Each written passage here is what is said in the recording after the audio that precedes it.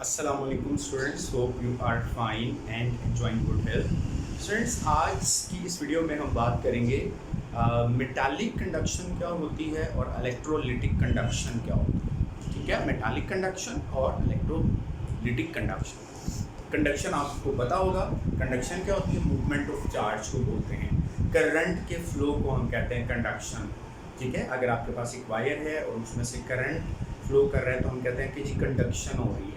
या अगर आपके पास कोई सोल्यूशन है उसमें चार्ज फ्लो कर रहा है तो हम कहते हैं कंडक्शन हो रही है। तो कंडक्शन क्या है? This is the movement of charge. Charge की मूवमेंट को हम कंडक्शन कहते हैं। ठीक है, अब कंडक्शन जो होती है वो दो तरह की होती है। Conduction is of two types.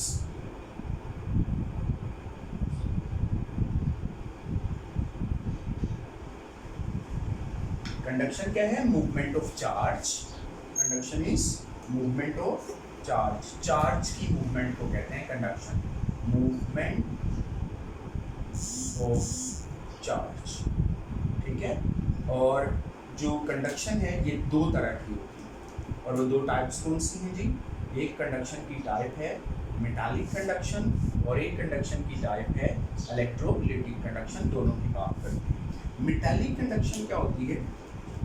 Metallic conduction, पहले इसकी बात कर लेते हैं। मेटालिक कंडक्शन और एक है इलेक्ट्रोलिटिक कंडक्शन। Electrolytic conduction. तो मेटालिक कंडक्शन क्या होती है? आपको पता है मेटल्स जो होते हैं वो कंडक्टर होते हैं। वो क्यों कंडक्टर होते हैं? इसलिए कि मेटल्स के पास रिलेटिवली लूज इलेक्ट्रॉन्स होते हैं। रिलेटिवली लूज इलेक्ट्रॉन, जो आप आमतौर पर फ्री इलेक्ट्रॉन भी बोलते हैं, फ्री का वर्ड प्रॉपर नहीं है। तो मेटल्स के पास रिलेटिवली लूज इलेक्ट्रॉन्स होते हैं। वो लूज इलेक्ट्रॉन जो होते हैं वो मेटल के पूरे मेटल के अंदर मूव करते रहते हैं। तो वो जो रिलेटिवली लूज इलेक्ट्रॉन्स होते हैं उनकी वजह से जो मेटल्स होते हैं वो कंडक्टर होते हैं। और जो कंडक्शन है मेटल्स के अंदर, that is due to the movement of electrons. Metal के अंदर जो कंडक्शन है वो उन इलेक्ट्रॉन्स की मूवमेंट की वजह से होती है और इसको कहते हैं मेटालिक कंडक्शन। ठीक है, तो मेटल्स में कंडक्शन किस वजह से होती है? रिलेटिवली लूज इलेक्ट्रॉन्स की वजह से। ठीक है, conduction in metals is conduction in metals is due to the movement of relatively loose electrons। ठीक है, conduction in metals is due to the movement of relatively loose electron. Metal के अंदर जो कंडक्शन होती है वो जो लूज इलेक्ट्रॉन्स होते हैं उनकी मूवमेंट की वजह से। ठीक है, this is called metallic conduction. This is called metallic conduction. ठीक है, this is called metallic conduction. किसी भी सॉलिड के अंदर अगर कंडक्शन हो रही है ना तो आप समझ जाएं कि वो metallic conduction he.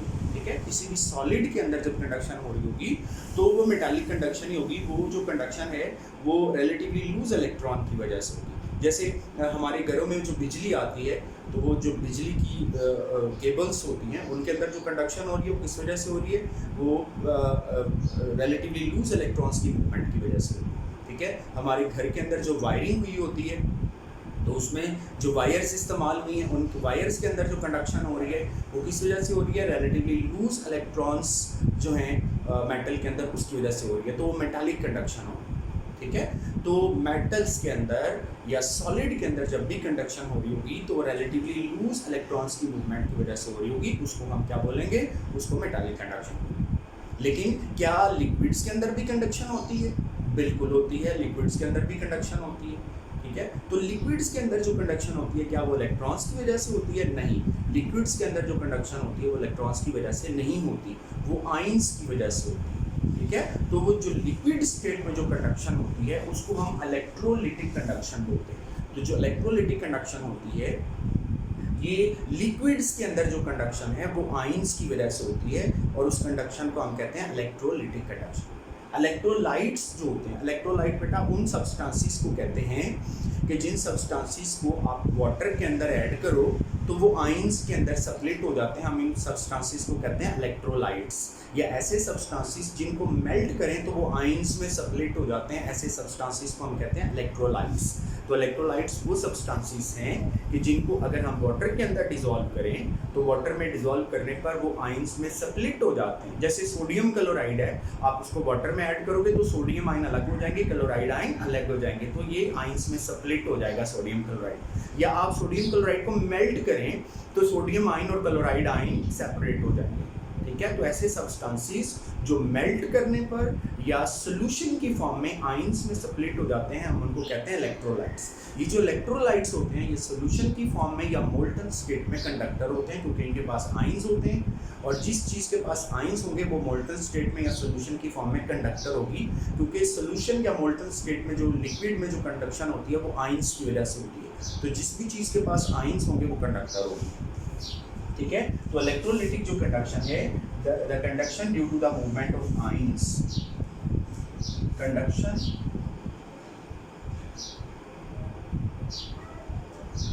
Due to movement of ions in liquids,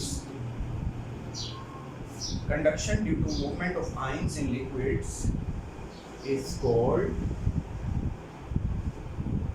electrolytic conduction, electrolytic conduction, ठीक है। conduction due to movement of ions in liquids is called electrolytic conduction, ठीक है। electrolytes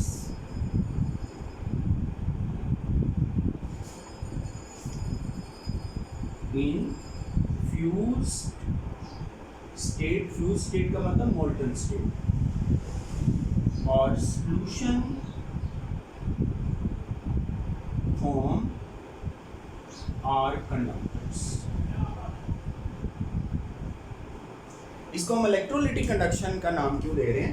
इलेक्ट्रोलिटिक कंडक्शन हम इसको इसलिए बोल रहे हैं कि इलेक्ट्रोलाइट वो सब्सटेंसेस होते हैं जिनके पास आयंस होते हैं, जो लिक्विड स्टेट में या मोल्टन स्टेट में, मोल्टन स्टेट या सोल्यूशन की फॉर्म में जो आयंस में सेपरेट हो जाते हैं, तो वो सब्सटेंसेस इलेक्ट्रोलाइट कहलाते हैं। तो अब जिस सब्सटेंस के पास आयंस होंगे वही कंडक्शन करेगा, बाकी नहीं करेंगे, ठीक है। अगर आप ग्लूकोज को मेल्ट कर लें और ग्लूकोज में से कंडक्शन की कोशिश करें तो नहीं होगी, क्योंकि वो आयंस नहीं बनाता। सोडियम क्लोराइड को आप मेल्ट करें वो आयंस में स्प्लिट होता है, उसमें से कंडक्शन होगी, ठीक है। तो conduction due to movement of ions in liquids is called electrolytic conduction. Electrolytes in fused state और solution form are conductor. Example भी देख लेते हैं। तो किसी भी मेटल पे कंडक्शन हो रही हो तो उसे मेटालिक कंडक्शन बोलेंगे। जैसे कंडक्शन इन कॉपर वायर, ठीक है। अगर आपके पास कॉपर की वायर है, जो हमारे घरों के अंदर वायरिंग हुई होती है उसमें कॉपर वायर इस्तेमाल होती है, तो कॉपर की वायर में जो कंडक्शन होती है वो मेटालिक कंडक्शन है। लेकिन सोल्यूशन में यानी मोल्टन सोडियम क्लोराइड अगर आपके पास कंडक्शन थ्रू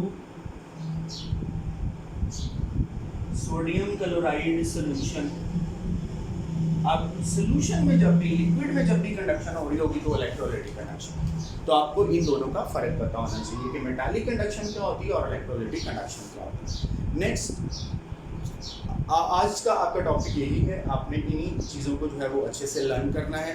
ये आपका 2 शॉर्ट क्वेश्चंस हैं, तो अच्छे से लर्न कीजिएगा। कल हम बात करेंगे इलेक्ट्रोलिटिक सेल की। तो आज तक के इतना ही। ऑल द बेस्ट, अल्लाह हाफिज़।